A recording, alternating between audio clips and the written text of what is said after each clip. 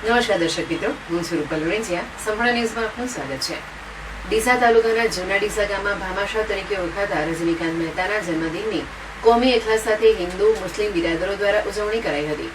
ઘરે ઘરે 500 ગ્રામ મીઠાઈ વહેંચી ભામાશાહ દ્વારા જૂના ડીસા પાંજરાપોળની અંદર 5000 મૂંગા પશુઓની સેવા માટે હજારો ઘાસના પોળાનું દાન કર્યું હતું. ડીસા તાલુકાના જૂના ડીસા ગામના પનોતા પુત્ર એવા ઘણા સમયથી મુંબઈમાં વસવાટ કરતા અને જૂના ડીસા ગ્રામ રત્ન તરીકે ઓળખાતા રજનીકાંત જીવરાજભાઈ મહેતાના 90મા જન્મદિવસે ગામમાં હિન્દુ મુસ્લિમ બિરાદરોએ સાથે મળી ઉજવણી કરી હતી.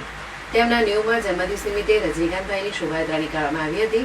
શાંતિધામમાં હિન્દુ સનાતન ધર્મ અને મુસ્લિમ સમાજ દ્વારા અભિવાદન પત્ર અને ફૂલહારથી તેમનું સન્માન કરાયું હતું.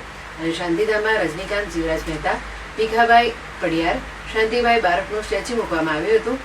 તેમજ જૂના ડીસા પાટણ હાઈવેથી DJN મહેતા હાઈસ્કૂલ સુધીના માર્ગને રજનીકાંત જીવરાજ મહેતા નામ આપવામાં આવ્યું હતું. આમ અવારનવાર માદરે વતનમાં દાન આપી સહાય કરતા ભામાશાહને જૂના ડીસા ગામ હિન્દુ મુસ્લિમ સમાજ અને જૂના ડીસા ગ્રામજનો દ્વારા જન્મદિવસની શુભકામનાઓ આપવામાં આવી હતી.